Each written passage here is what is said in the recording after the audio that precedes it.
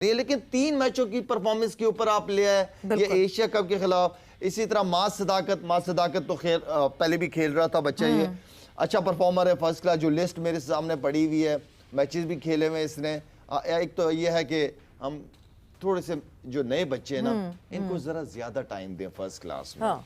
At least 2-3 साल, जो genuine batsman है ना, एटलीस्ट 3 साल तो वो फर्स्ट क्लास क्रिकेट खेले, बैटिंग करे हर किस्म की पिचेस कंडीशन पे। इसी तरह फैसल अकरम की परफॉर्मेंसेस बहुत अच्छी हैं।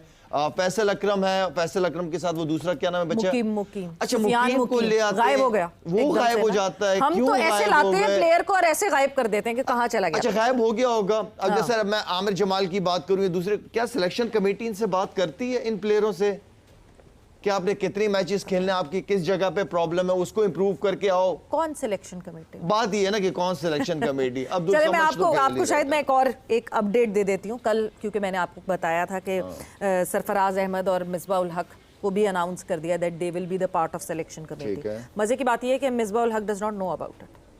अच्छा, मिसबा को पता ही नहीं था? नहीं, मिसबा इतने अरसे से सर्कल में, उसको ना भी पता हो तो कोई बात नहीं। मिसबा तो किसी ने कहीं ना कहीं बोर्ड के अंदर वो सर्कल में होता है। वो है, वो अभी भी बैटिंग, अभी भी कोचिंग में है, सर्कल में है, वो ही चल रहा है with the batting coach and every batting coach वो किए में। मगर आप वो देखें ना, कॉन्फ्लिक्ट ऑफ इंटरेस्ट फिर कितना बढ़ जाएगा।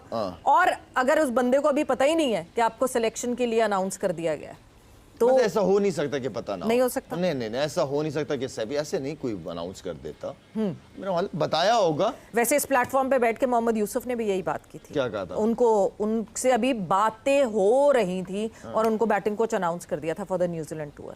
He was not in the loop के हाँ जी कर रहे हैं अनाउंस, नहीं, सिर्फ मोहसिन नकवी साहब आप बहुत मेहनती आदमी हैं, काम करना पसंद करते हैं, बहुत अच्छा करते हैं, ठीक है ना। जिम्मेदारियां दें, ऐसा ना हो कि कल आप ही सिलेक्टर हों, आप ही कोच हों, चेयरमैन तो आप वैसे भी हैं, कल को आप ही ना सारा पकड़े जाओ। मुझे पता है आपने जिम्मेदारियां दी हुई हैं, लेकिन एटलीस्ट अनाउंस करें कि चीफ सेलेक्टर ये है, हेड कोच ये है, डोमेस्टिक ये चला रहा है। सिलेक्शन कमेटी के चेयरमैन को तो आप अनाउंस करो ना।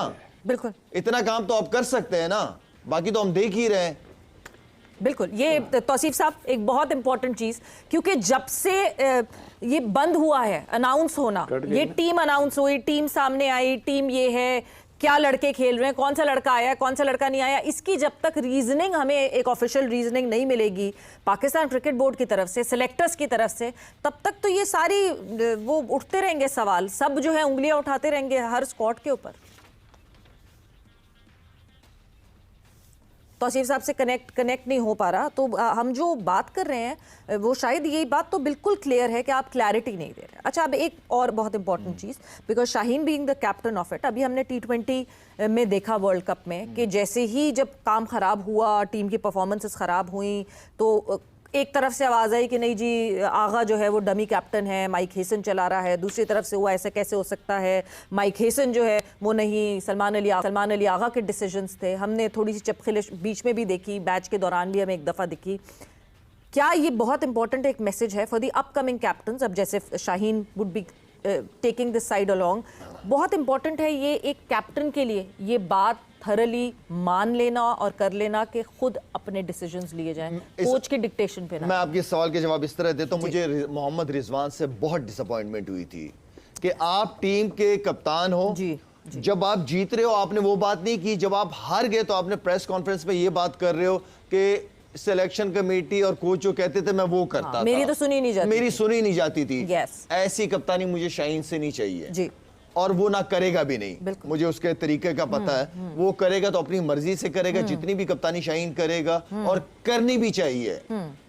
वो और कोच मिल के टीम को बनाए। आगे वर्ल्ड कप आ रहा है, ठीक है, ये ना हो कि शाहीन बाद में प्रेस कॉन्फ्रेंस कर रहा है कि मैं तो मेरे हाथ में कुछ नहीं था, सब ये कर रहे थे। नहीं, ये एक लीडर के लिए ये स्टेटमेंट देना, मेरे ख्याल में वो लीडर बनने के काबिल ही नहीं होता फिर बंदा, ठीक है। और मुझे उम्मीद है कि शाहीन जो भी डिसीजन लेगा वो खुल के लेगा, चाहे जैसा भी लेगा वो खुल के खुद ही करेगा, खुद ही कोच के साथ मिलके करेगा। ये ट्रैक रिकॉर्ड, वैसे आतिफ राना साहब भी जब आते हैं तो वो यही कहते हैं कि अपने डिसीजंस लेता है शाहीन। बट तौसीफ साहब आपकी तरफ में आती हूँ, इस ODI स्क्वाड पे हमने कल सरसरी से बात जरूर की थी। बार बार जो मसला आ रहा है वो यही आ रहा है कि कोई आके बताने वाला नहीं है कि किसी लड़के की सिलेक्शन हुई है तो क्यों हुई है। अब जैसे साद मसूद की हम बात कर रहे हैं, so why is Saad Masood in the mix? 3 list A के मैचेस खेल के एक लड़का अगर खेल रहा है पाकिस्तान की, अगर उसको कैप मिल रही है तो इसका मतलब ये है कि बहुत ही सस्ती हो गई कैप हमारी, कर दी है। पहले थोड़ी सी मेरी आपकी बात सुनी, मैंने मिसबा के ऊपर बात की। देखिए मिसबा इस वक्त ऑल इन ऑल हैं और डोमेस्टिक को पूरा देख रहे हैं।